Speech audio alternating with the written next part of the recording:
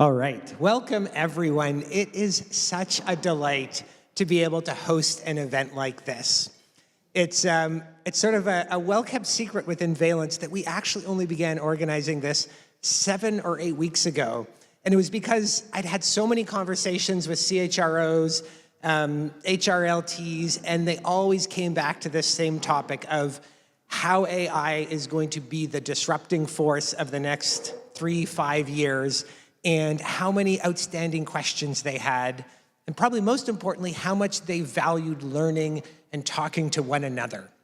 And so we thought, if we were having these kinds of conversations across the US, across Europe, what if we just brought people together and had a focused event, an event where we could hear from people who are luminaries and thought leaders in AI, people who are peers who are experimenting with AI, and people who are going to offer some provocations, some ideas to just get us thinking.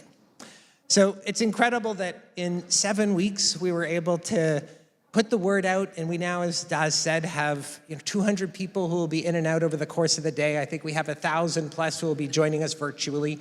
And they represent companies that, as Daz said, have 7.5 million employees. And the thing that we're so excited about is just the potential for AI to literally reach in positive, empowering ways, each and every one of those 7.5 million employees. And the thing that I think we all know AI is going to be disruptive. We all know that it's going to affect the workforce, affect the workplace in ways that we can't even begin to imagine and can't even begin to predict. And I think many of you, as you are thinking about what this future looks like, you are also having to navigate the present.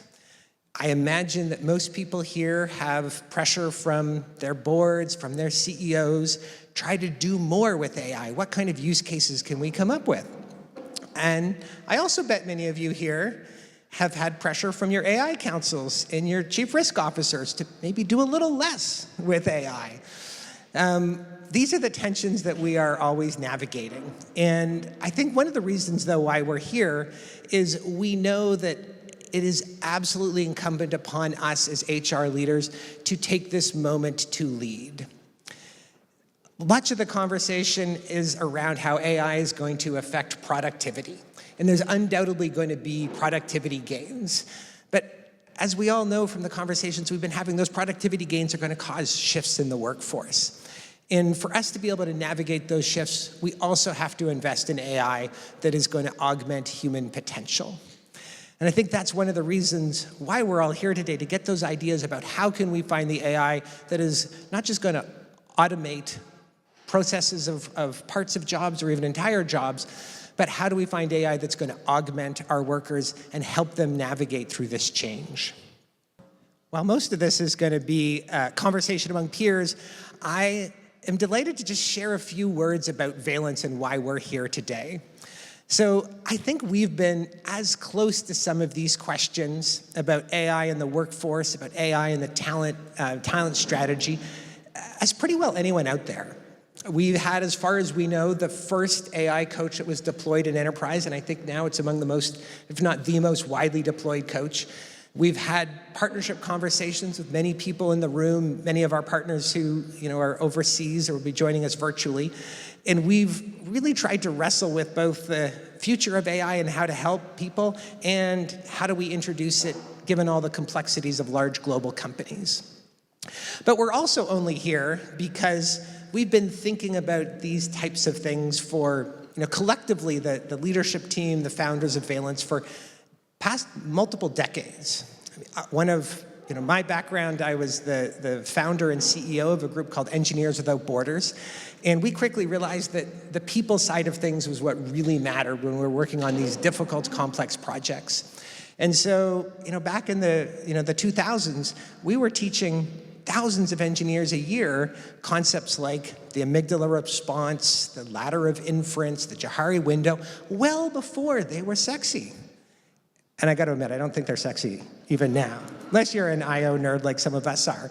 But this is what we were trying to do. And we were doing this because we believe that this idea of personalization of knowledge, the personalized learning, is truly transformative. And so when we founded Valence, it was this idea of, can we bring some of the personalized experience, the experience of having an executive coach or a team facilitator, can we bring that to the masses? And we were more product nerds. I was an engineer, and we were way better at that side of things in marketing. So actually, the very first name of our company was betterteams.coach. It's not exactly a sexy name, but it's pretty clear about what we were trying to do. We were building tools for managers, digital tools for managers, so that they could understand their teams better, work better together, and lead those teams better. We're going to get a chance to hear from Bill McNabb, who is one of the, the CEO of Vanguard, is one of the early believers in these kinds of team tools. And this is what our early customers like Vanguard and Coca-Cola, Nestle, and others have been deploying at scale. And what we learned from that is some of the challenges that managers face, what it's like to work in global companies, what it's like to work in countries around the world. But we knew that ultimately our vision was, how do we try to offer this type of personalization at a way higher scale? Now, in the late 2018, 2019, all of our competitors in the HR space were talking about AI. And they were always having an AI module of this. And my team, even my investors, were saying, Parker, Valence should really talk about what our AI strategy is. And I actually refused. I said, none of the stuff that's being done right now is actually valuable AI. It's machine learning, which is really great if you have large labeled data sets, but that's not what it's like to engage as humans with one another at work. The thing that matters most to us is language. We are complex beings in a complex world, and we are communicating with one another by language. And until we can understand that, AI isn't going to make much of a difference. And this was in 2019, and we all knew in 2019 that AI that could understand language was decades out. Well, we were wrong. But I still remember sitting down with a very good friend of mine who was a researcher at one of the large AI companies. This was a little more than 2 years ago. It was a few blocks north at the cafe near Union Square. And we were talking about what was possible. He knew my views on AI, and he said, Parker, we're actually getting pretty close to cracking language. And he let me play around with early versions of what they had. And I remember after about 2 hours of playing around with it, I went home and I wrote a blog post. And the blog post was titled, Are We in Our Gutenberg Press Moment? So let me explain a little bit. As I said, I think language is one of the most important things for charting the course of humanity. Language is how we codify ideas, it's how we share ideas amongst one another, it's how we pass them on to generations. But for the first 70,000 years, we were just limited to the spoken word. The last 3,000 or 4,000, a small elite had access to written language to begin to sort of codify that knowledge. But the year 1440 was a particularly pivotal moment, I think, in history. In the 50 years after Gutenberg invented his printing press, more words were printed than in the 50,000 years prior. So we just saw this explosion of literacy, explosion of knowledge, and explosion of human potential. But where we are now, as you think about going about your daily life and your personal life, or especially in the work life, we are just inundated with information. We are drowning in a sea of it. And information is not the currency that matters. It's how to apply that information to the context at hand. And when you have an incredible teacher, an incredible mentor, an incredible guide, someone that can help you make sense of your environment, it's an extraordinarily powerful thing. And so when I was playing with those LLMs, what I saw was, because they were language-based, they could understand how I think, which is in words. They could understand the life, especially the work life that I'm in, which is also in words. And if they could understand those two things, then we would be able to create, essentially, a personal assistant. And so we think generative AI, it's creative, it's incredible in all sorts of ways, but the true promise of AI is going to be personalization.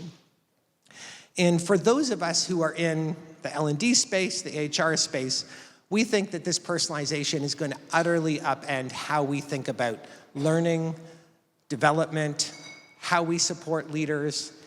It is going to allow us to rethink from first principles. It's going to unlock us from some of the shackles that we were faced in the past. We're going to hear later on this afternoon how AI is so exciting in the field of education. And that is because it's moving from a teacher mode, sort of one size fits all, to a tutor mode, which is bespoke to each individual person.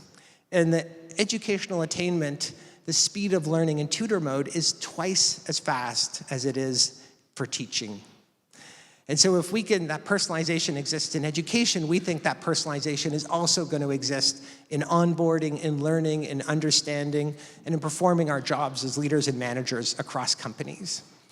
And so if there's one thing that I hope you take away from today, whether it's Valence that develops it or not, we think that every employee, not just every leader, not just every manager, but that technology will be good enough and affordable enough that every employee will be able to have a personal work assistant, understands them, understands their world, and helps them, makes their life a little bit easier. Now, for those of you who've experienced conversations with ChatGPT, we know it's not that at the moment. It's going to take some work, but we think the building block is there. Companies like Valence are trying to translate and transform general AI into specific purpose-built AI.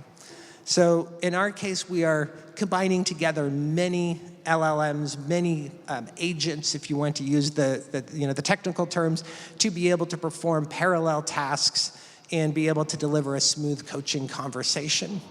And I just want to talk a little bit about what that might feel like. Because general AI knows a lot about a lot of things. People have described it as a compression algorithm for the internet, and it's sort of zipped all that knowledge into an incredibly dense set of neurons, or not neurons, parameters and weights, and it knows a lot, but it's not designed to know anything about you.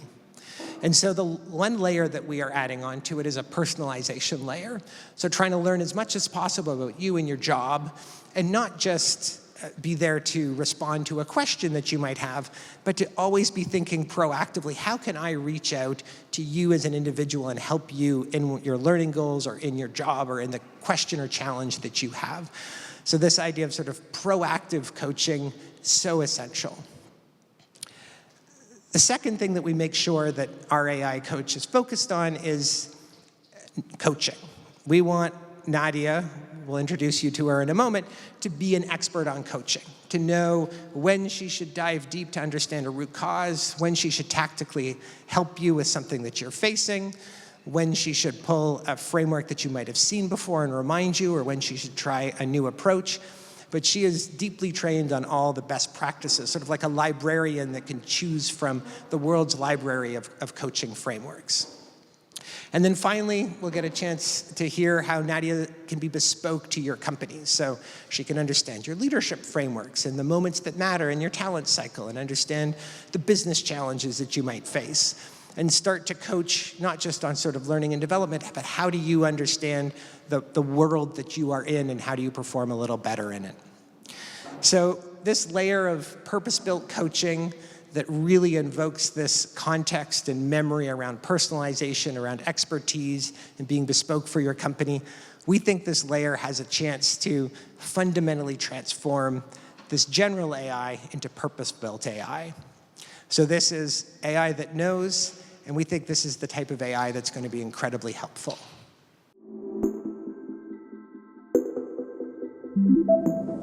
Hi, Parker. We'd booked time to chat about John. How is that going?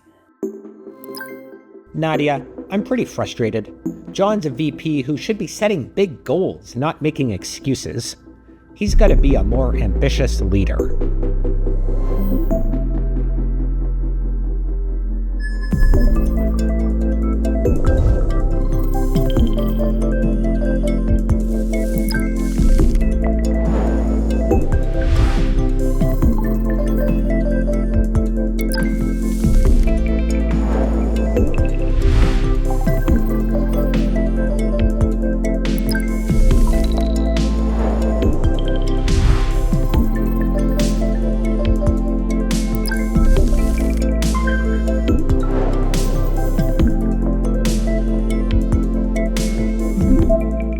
frustrated, but we've talked about how you fail to set new people up for success when you're moving too fast.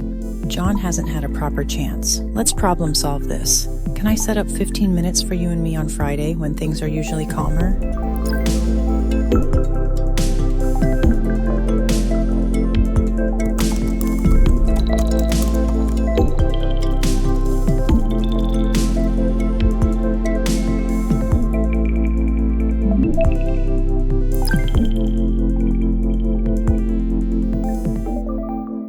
So we wanted to just give you that quick overview of what Nadia's capabilities are. I know a few of the speakers have deployed Nadia, and you might hear some stories about the uptake or the use cases. So we want to just give that introduction, and we'll also give you a sneak peek later in the day of Nadia's capabilities that we're going to roll out very soon in January. And I just want to call out what's exciting when we talk about Nadia is able to coach anyone, anywhere. You know, as we speak, she is being used by production leaders in factories at General Mills or Schneider Electric or AGCO. So these are people who never would have had the idea of a personal coach. She's being rolled out on the front lines at Costa Coffee. We're doing a webinar with them in a couple of weeks about their great successful experiences there, at On Running at Delta. She could be used by knowledge workers. She could be used in regulated, unregulated industries. The great thing is she could be used all the way from the CEO. We literally have the CEO of On Running who's provided a quote because he's just so excited about how Valence's tools have helped him and his co-founders and his leadership team, and then everyone at On. So it can be used top to bottom. It can be used across sectors. And I think this idea of democratization is just so important. And so the one thing I'll just leave you with, as I've said, this idea of investing in potential is so crucial if we're going to navigate all the changes, the upheavals, the transformations in work. And we think that in betting on AI coaching, betting on having AI that your employees can interact with and test and work through, that is absolutely a bet worth taking. So thank you for joining us today. And I'm delighted to welcome Bill up on stage to join us.